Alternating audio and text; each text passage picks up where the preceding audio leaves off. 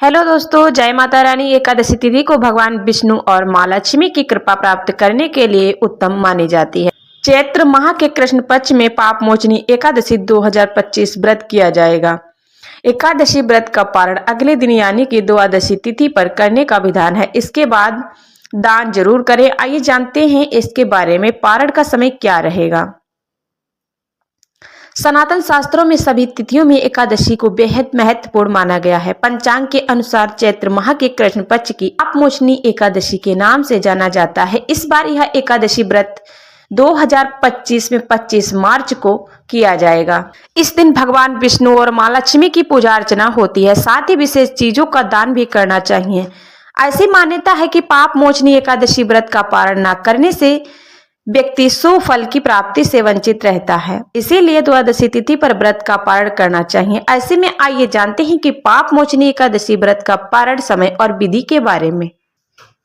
Hindu calendar के अनुसार चैत्र माह के कृष्ण पक्ष की एकादशी तिथि की शुरुआत 25 मार्च को सुबह 5:05 पर होगी और 26 मार्च को देर रात्रि 3:45 पर होगा। ऐसे में 25 मार्च को पाप मोचनी एकादशी का व्रत किया जाएगा। एकादशी व्रत का पारण अगले दिन यानी कि द्वादशी तिथि पर किया जाएगा। 26 मार्च को पाप मोचनी एकादशी व्रत करने का समय दोपहर 1:41 से लेकर शाम 4:08 तक है।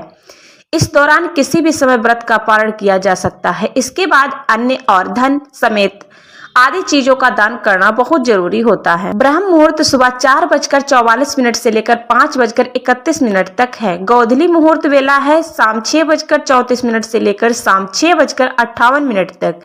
निशता मुहूर्त है देर रात्रि 12:03 से लेकर देर रात्रि 12:50 तक। अभिजीत मुहूर्त कोई नहीं है।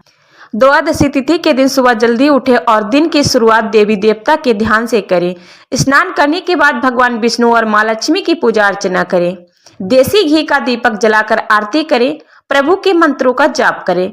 फल मिठाई समेत आदि चीजों का भोग लगाएं। जीवन में सुख शांति की प्राप्ति की कामना करें। इसके बाद तुलसी मिश्रित जल ग्रहण कर व्रत खोलें और दान करें।